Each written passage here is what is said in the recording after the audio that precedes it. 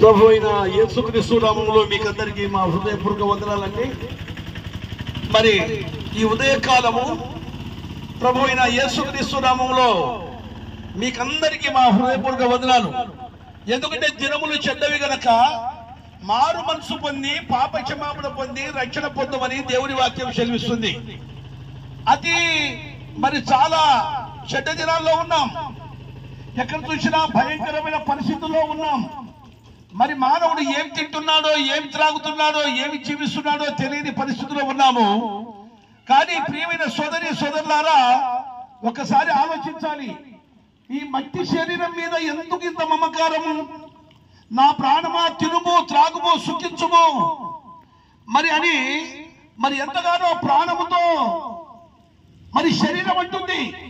శరీరము శాశ్వతమైంది కాదని దేవుడు చెప్తున్నాడు. మరి శరీరము ఎన్నాళ్ళ వరకు అంటే జీవించినంత వరకు శరీరము.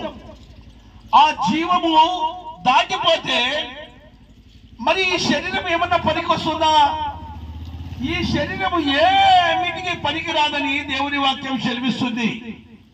ఓ ప్రియ అన్న, చెల్లి, అక్క, మరి ప్రభు అయిన యేసుక్రీస్తు నామములో మీకు తెలియపరచడం ఏమంటే, మరి శరీరము లేకుండా ఆత్మ, ఆత్మ లేకుండా శరీరము ఎలాగన్నా అని చెప్పొచ్చు.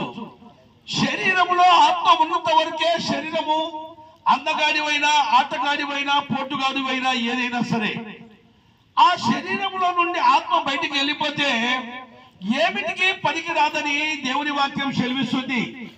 అందుకే గోధుమ గింజ భూమిలో పడి చావకుండిన ఎడల అది ఒంటిగానే ఉంటుంది. అది వడ్ల గింజైనను గోధుమ గింజైనను మరి ఏదైనా ఓ రైతన్న, మరి నీవు భూమిలో విత్తింది అది గోధుమ గింజ అయినా సరే, అది వడ్ల గింజ అయినా సరే, అది లోపల భూమిలో చచ్చితేనే గాని దాని ఆకారము పోగొట్టుకొని మరి రాదు బయటికి.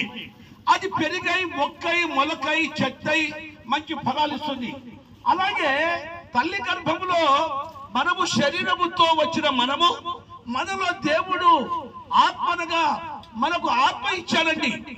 ఆత్మ ఇచ్చిన దేవుడు మన శరీరము చచ్చితేనే గాని మనలో ఉన్న ఆత్మకు మరి మహిమగల శరీరము మనకు ఉంది. ఆ మహిమగల శరీరము మనకు రావాలంటే మనము ఈ శరీరంతో జరిగించిన క్రియలు అనేకమై ఉన్నాయి. అవి ఏమనగా స్పష్టంగా పరిశుద్ధ గ్రంథం బైబిల్ సెలవిస్తుంది. మరి కామము, క్రోధము, మదము, మాత్సర్యము ఇలాంటివి అనేకమైన మానవుడు జరిగించాడు ఈ శరీరంతో.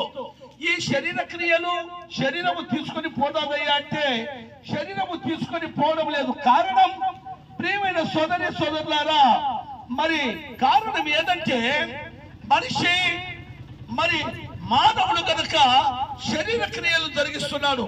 ఆ శరీరము చేసిన ప్రతి పాపము మరి పరలోక రాజ్యం చేరలేకుండా ఆత్మ మరి నరకానికి, అగ్నిగుండానికి జారిపోతుంది.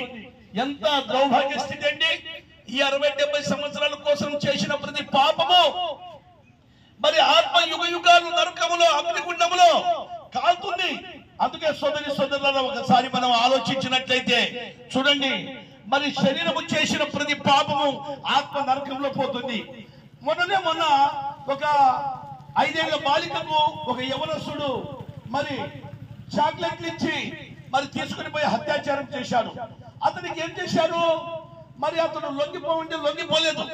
అతనికి షూట్ చేశారు, ఎన్కౌంటర్ కింద చంపేశారు. మనమే ఈ భూమి మీద ఏదో చిన్న తప్పిదము చేస్తే మన చట్టమే వదలదు, ఎన్కౌంటర్ చేస్తుంది, లేకపోతే 14 ఏళ్ళు 15 ఏళ్ళు జైలు శిక్ష చేస్తుంది. ఓ సోదరి సోదరులారా, మరి పరలోకము తండ్రి నింగి, నేల, నీరు, నిప్పు, గాలి సమస్తం ఇచ్చిన దేవుడు, సృష్టి ఇచ్చిన దేవుడు, నిన్ను కలగజేసిన దేవుడు, ఆ దేవుని ఎదుట మనం చేసిన ప్రతి పాపానికి మూల్యం చెల్లించాలి. అయితే మానవుడు పరిశుద్ధుడు కాదు గాని పరిశుద్ధుడైన దేవుడు పరలోకము నుండి వచ్చాడు.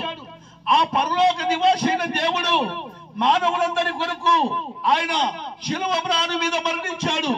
మానవులందరి కొరకు ఆయన రక్తము కార్చాడు. మానవులందరి కొరకు తన పరిశుద్ధమైన యవన రక్తమును చిందించాడు. ఆయన ఎందుకు చిందించాల్సి వచ్చిందంటే